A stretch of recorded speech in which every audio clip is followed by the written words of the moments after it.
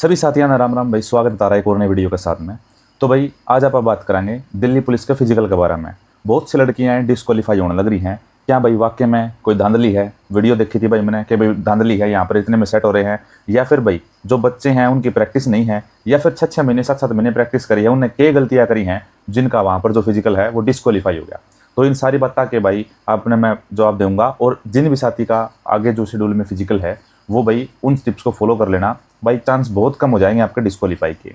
तो सबसे पहली भाई टिप्स मैं आपने बताऊंगा, 400-400 मीटर के 4 चक्कर लगाने हैं आपने, ठीक है, दिल्ली पुलिस के अंदर। तो जो आपकी 1600 मीटर हवा कंप्लीट हो जाओगी। अब उस दौरान बच्चा क्या गलती करता है? नंबर 1 गलती ये करता है, पहले चक्कर में ही अपनी स्पीड को तेज कर देना। अपनी जो स्पीड को तेज कर देता है ना बच्चा, फिर बाद के जो चक्कर होते हैं ना वो डाउन टू डाउन चलते रहते हैं। मतलब पहला चक्कर जो आपने फास्ट लगाया, दूसरा फिर उससे थोड़ा डाउन लगेगा, तीसरा फिर डाउन, और लास्ट वाला जो चक्कर है आपका वो बिल्कुल डाउन हो जाएगा। आपने ये गलती नहीं करनी है। पहले चक्कर में लड़कियां आपसे आगे दौड़ेंगी, ठीक है, आपने नहीं दौड़ना है। आपने क्या है, आराम से चक्कर लगाना। अपनी जो स्ट्रेटजी है, अपना जो टाइम आ रहा है, जिस भी साथी का अपने ग्राउंड पे सही समय आ रहा था तो वहाँ पर है ना, वहाँ पर भी सही समय आएगा। आप है ना जल्दबाजी कर देते हो शुरुआत में ही।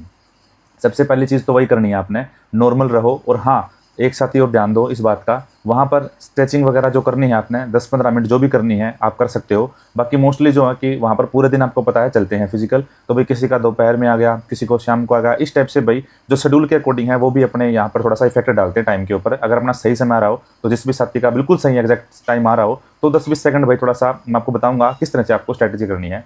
तो आप चक्कर पर बात कर रहे थे, जैसे ही आप पहले चक्कर शुरू करो तो आपको तेज़ नहीं होना है। आपको ना अपनी स्पीड के हिसाब से भागना है। लड़की आपसे दौड़ेंगी, तेज़ भी होंगी, लेकिन आपको नहीं करना है ऐसा। पहले चक्कर ऐसे लगाओ कि आपका ना लड़कियां जो चल रही हैं आप उनसे 4 बजे तक सबसे पीछे हो। लेकिन जब आप दूसरा चक्कर लगाओगे, दूसरे चक्कर में आपको पहले चक्कर से थोड़ी सी स्पीड करनी है, और तीसरा चक्कर भी आपको उसी स्पीड से दौड़ना है। लेकिन जब लास्ट का जो चक्कर होता है, जो आपका 4th चक्कर होता है, वो आपको कैसे लगाना है, यहाँ पर सारा खेल टिका हुआ है लास्ट के चक्कर में।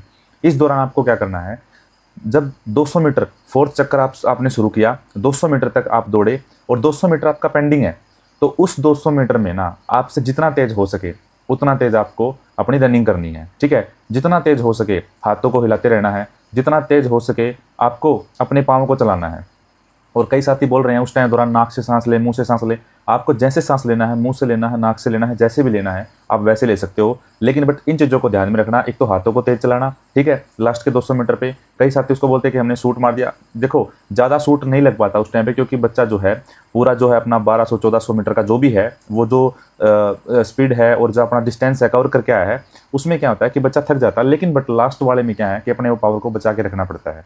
और रही साथी, देखो जिनका टाइम एग्जैक्ट आ रहा है घर पे, तो वो थोड़ी सी वहाँ पर मेहनत एक्स्ट्रा करे, ठीक है।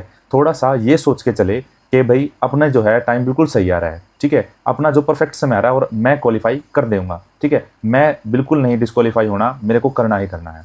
ये अपने माइंड के अंदर अपनी मेंटलिटी बना के रखिए।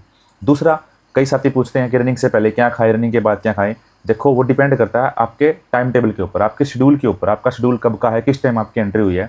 अपने चॉकलेट वगैरह, ठीक है, अपना ग्लूकोज वगैरह, जो भी आप इलेक्ट्रोल वगैरह लेना चाहते हो वो बोतल में रख लो, और उसको इस हिसाब से लो, इस हिसाब से कंज्यूम करो कि जैसे कि आपको लग रहा है कि आपको 2-2.5 घंटे लगेंगे अभी, तो आप ना उसको धीरे धीरे पीते रहो, ठीक है, ताकि गर्मी के कारण आपको डिहाइड्रेशन ना हो। और रही बात, जैसे ही आपको लगे कि हाँ अब मेरा जो 20 या 25 मिनट या आधे घंटे के अंदर मेरा नंबर आने वाला है, तो उस दौरान आपको कुछ नहीं लेना, कुछ नहीं खाना पीना। आपको जो भी लेना खाना पीना है वो आपको आधे घंटे से पहले ही करना है। और हाँ, बोतल में आप इलेक्ट्रोल वगैरह जो भी डाल रहे हो, जो भी ORS वगैरह डाल रहे हो, वो आपको ऐसे नहीं पीना एकदम से, आपको उसको एक एक घूट करके पीना है, ठीक है। और उसी तरह से मैं आपको बता देता हूँ, जो अपना लॉन्ग जंप है, लॉन्ग जंप में बच्चे क्या गलती करते हैं, जब भी वो जंप करते हैं ना तो डायरेक्ट भागना शुरू कर देते हैं। नहीं, जहाँ से आपको जंप लेना है ना, वहाँ से आप पीछे कदम आप नापो, आपके कितने कदम है, आपकी 10 कदमों की स्ट्रेटजी है, 8 की है, 15 की है, जितने की भी है, आप ना उनको पीछे से नापो जहाँ से आपको जंप लेना है, ठीक है। आप उसको पीछे से नापते रहोगे, नापने के बाद जहाँ से 10वां कदम है वहाँ से फिर दौड़ के चलो और फिर वहाँ से जंप करो, तो वो भी आपका आराम से लॉन्ग जंप क्वालिफाई हो जाएगा। और हाई जंप में बिल्कुल सामने से नहीं जंप करते, थोड़ा सा तिरछे से जंप करना होता है। तो आप वीडियो भी देख सकते हो यूट्यूब पे जा करके, आपको वीडियोस मिल जाएंगी ऐसी हाई जंप की। और रही बात तीसरी और आखिरी बात, सबसे ज़्यादा इंपॉर्टेंट क्या है अपने लास्ट टाइम पे, मेंटलिटी। अपनी मेंटलिटी कैसी है, ठीक है। अब बहुत से साथी वीडियोस देख रहे हैं, नेगेटिव वीडियोस देख रहे हैं, नेगेटिव सोशल मीडिया पे, भाई बच्चे के क्वालिफाई नहीं हुआ, वो रो रहे हैं, वो बैठे हैं, उससे अपना जो माइंड है ना वो नेगेटिव होता है। और अगर आपके पास भी ये वीडियो आप देख रहे हो इस वीडियो को, और आपका दिल्ली पुलिस का फिजिकल है, तो ध्यान रखना है इस बात को कि आपको कोई भी नेगेटिव वीडियो नहीं देखनी है, कोई भी ऐसी एक्सपेक्टेशंस नहीं रखनी है जो आपको नेगेटिव कर दे। और है ना, बिल्कुल अपने एनवायरनमेंट को पॉजिटिव कर दो।